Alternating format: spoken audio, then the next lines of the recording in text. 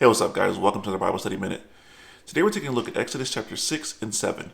And chapter 6 picks up right where we left off with the end of chapter 5, where Moses is complaining to the Lord after going to Pharaoh and Pharaoh making the work harder for the Israelites.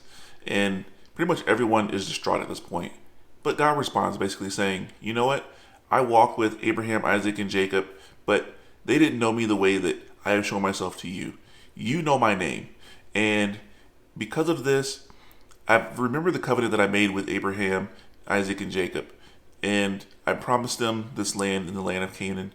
And I'm going to bring these people back to that land and give it to them as an inheritance. Now, he kind of goes from there and reminds them of the plan that he's going to harden Pharaoh's heart. And it's going to be by a strong and mighty hand that these people are going to be delivered. So it's not going to be an easy road.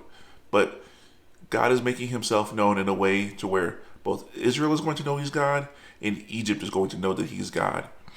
And then from there we see Moses complaining once again that he's not the right person, but God reminds him that he's going to use him, and reminds him that Aaron is going to be his mouthpiece. So he goes back to Pharaoh, he throws down his staff, and then he has that turn to a snake. Pharaoh's magicians do the same thing, but Aaron's eats theirs. Then a couple of days later, we see him standing at the brook of the Nile and saying that he's going to turn the water into blood. And this is the first plague. But then, once again, Pharaoh's heart is hardened because his magicians are able to duplicate this. But what we see here is God beginning to unravel things here in Egypt, hardening Pharaoh's heart, showing the strength of his hand, and showing that he's stronger than all the gods or so-called gods in Egypt. So what I want you to look at here in this passage is just look at this God. Just look at his strong and mighty hand.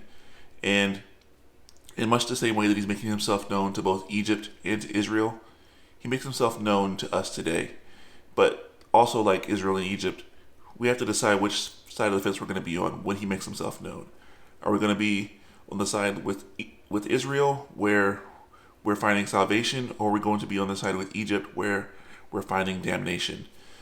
That's for us to decide when we encounter the gospel. So that's what I want you to look at today as you look at this passage. Until next time, grace and peace.